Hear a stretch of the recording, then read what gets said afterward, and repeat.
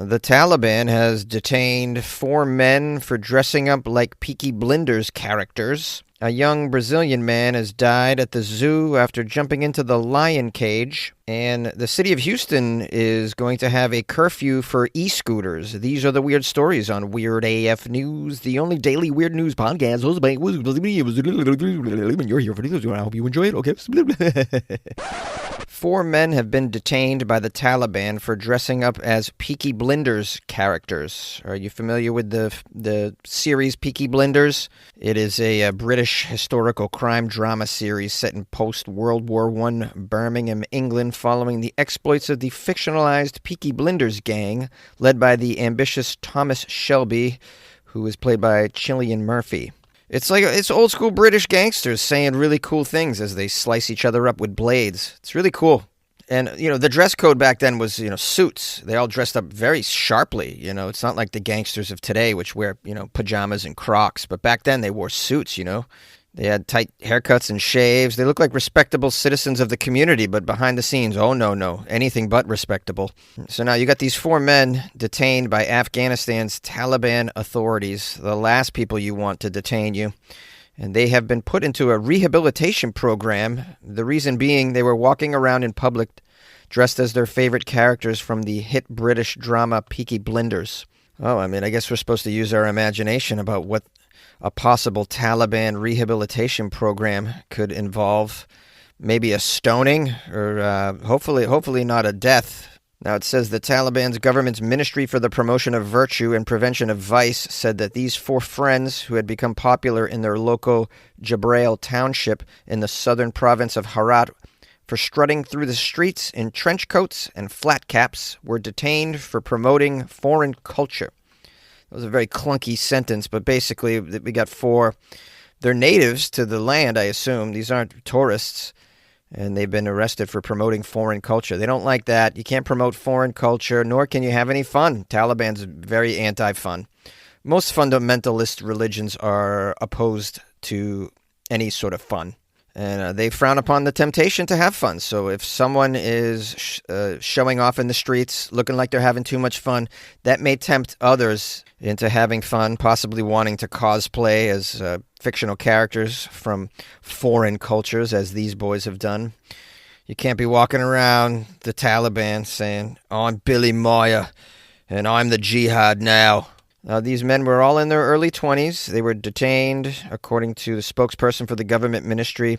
They were promoting foreign culture and imitating film actors in Herat. Arrested, and a rehabilitation program has begun for them. Praise be to Allah, we are Muslims and Afghans. We have our own religion, culture, and values. Through numerous sacrifices, we have protected this country from the spread of harmful cultures, and now we are also defending it. You heard it right there. Got to protect their culture because their culture is so wonderful. Treating women like home appliances, that's something you really want to protect and cherish. Now, the article says that not only were they dressed as the characters, they were imitating them, so it doesn't say to what level. There's no video of this that I can find, because I'm curious to know how far they were taking it. Were they actually walking around talking like the characters? It's bloody dangerous, isn't it? No bastard's gonna go easy on you, mate, and there's always some clever sod scheming to see you buried in the cut. Or saying other such things as that. I think that's a very good impression of a Peaky Blinders character, by the way. I will be accepting my Oscar after this episode. Hold your applause. Now it says the friends that pulled this cosplay stunt are... All right, I'm going to try and say their names. This is going to be fun, guys. We got another Jonesy trying to pronounce difficult foreign names. Here we go. We have Asghar Hussaini. Got that one. Jalil Yaqubi. Nailed it. Ashur Akbari. And Milt Freeman. No, just kidding. Just kidding. The last one is Daud Rasa, who appeared recently on a local YouTuber's chat show. These 4 were often seen walking around in outfits modeled on the Netflix hit series Shelby Family, which is the name of the family in the Peaky Blinders series. Video and photos of them walking shoulder to shoulder in their costumes had circulated widely on social media in Afghanistan in the days before their arrests. Well, that was where you screwed up, boys. You could dress up like it, but you can't be posting on the social medias, you blokes. What's wrong with you? What are you, daft or something? You're just asking for bloody trouble. Yes, he's right, Mom, you're right. Just asking for bloody trouble. Now has been a statement. Audio was released, said to be by one of the young men, expressing regret for his decision to wear the Western clothing.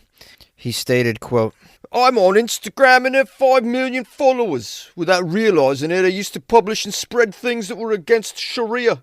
I was summoned and advised, and from today onward, I'll no longer engage in such sinful activities. I fully stopped. As for the accent, I'm going to keep the accent. I'm just not going to wear the clothes anymore. Really like the accent, truthfully.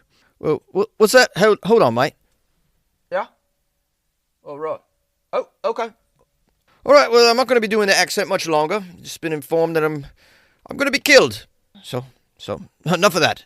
Now, one of the friends of these gentlemen that were put in prison told the media that, quote, this country always feels like a dang prison. Our friends wore these outfits for no political or other reason, just for some fun, and the Taliban's religious police detained them. They admired the British series and wanted to share that admiration, but it turned into a nightmare. They are now behind bars, sadly. Oh boy, someone ought to tell this friend to shush. Shh. Yeah, we know it's a nightmare over there, but you don't gotta say it. Not while you're over there. This is why you need a Halloween. You need one day out of the year to just dress up like a freak. But that'll never happen over here. Now, these detentions come amid a crackdown by Afghanistan's ruling Taliban authorities to enforce strict dress codes and other societal rules for men, women, and children.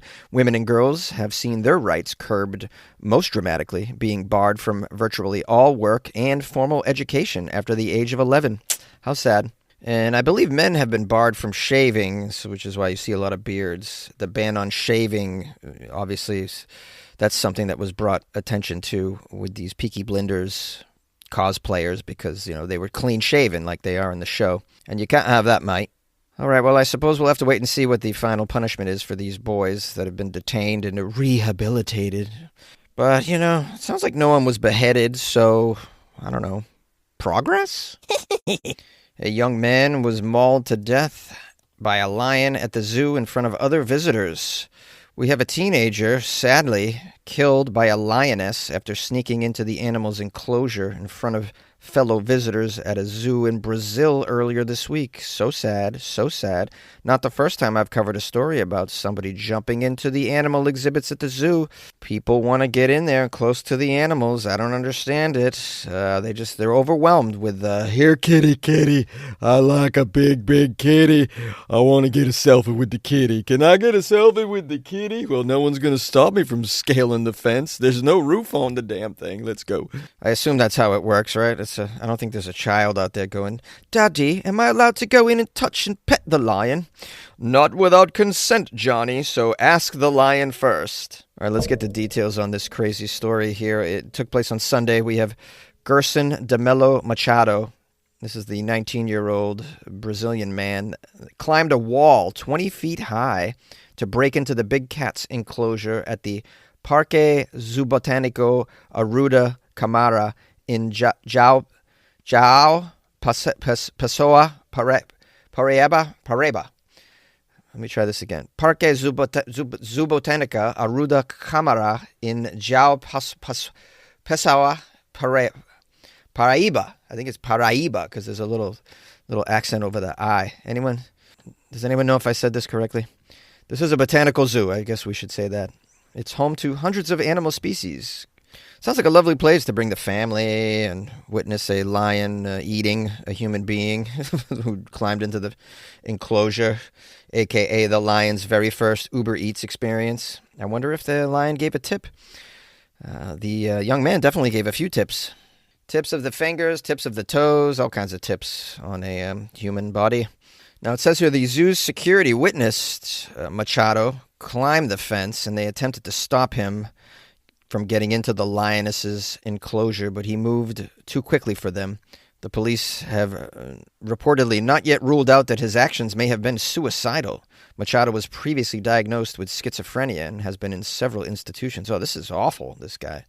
He's obviously suffering from some sort of schizophrenia or mental breakdown, and for whatever reason, he's been let out of the mental institution. Wow, I'm learning. Here I was thinking that the U.S. was the only country they were just letting their mental patients out onto the streets for no reason. But no, it's happening in other places as well. Somehow this guy got into the zoo. I don't know. I mean, you really won't see that in the U.S. because you have to pay a steep admission to get into the zoos here. We have an update on the lion's well-being. Her name is Leona. Leona the lioness is doing well and will continue to receive all the necessary care. After the incident, she was immediately evaluated by the technical team and remains under continuous observation and monitoring as she has experienced a very high level of stress. Yeah, I'd imagine it's pretty stressful on the lion. Imagine a schizophrenic teenager just jumps into your home. They said it is important to emphasize that euthanasia was never considered for Leona. She is healthy, does not exhibit aggressive behavior outside the context of this incident, and will not be euthanized.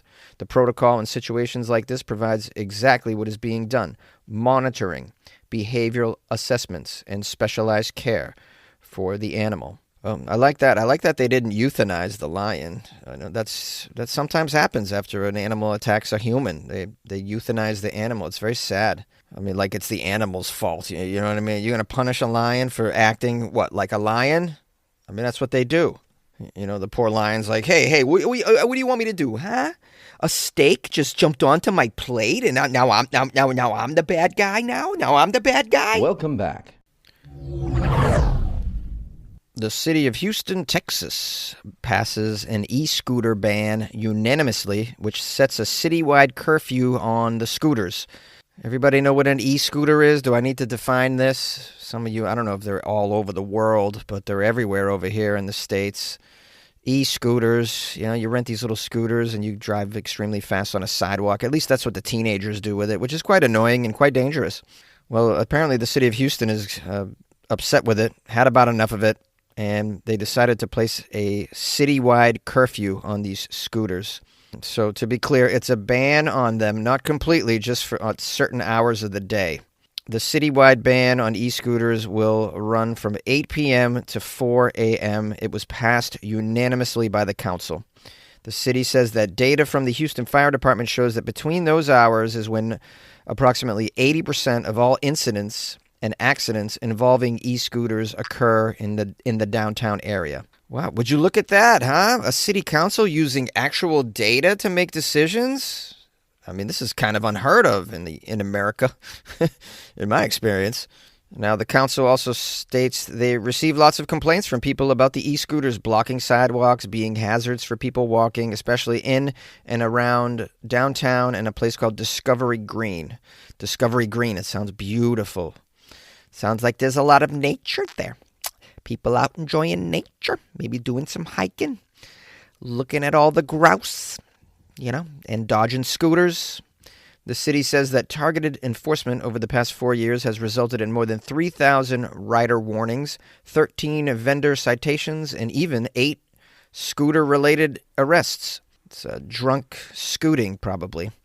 The Houston mayor, John Whitmire, has said one reason for the ban is that most scooter riders completely disregard traffic laws, putting themselves and others at risk. And he added that, I think it's one of our number one security risks in the city right now. Well, I mean, they got the data to back it up, it sounds, because when I first heard the story, I immediately thought, oh, this is some unwarranted boomer rage, boomer rage. Have you heard of boomer rage? I just made it up. It's a term referring to boomers just raging about anything new. Those damn e-scooters! Those damn dating apps! Just raging about anything new, usually involving technology. I should host a talk show that's called Boomers Raging. And welcome to another episode of Boomers Raging. Yeah, Boomers Raging. Today's guest is Gerald from Pacoima. Gerald, do you have something to rage about, Gerald? Yes.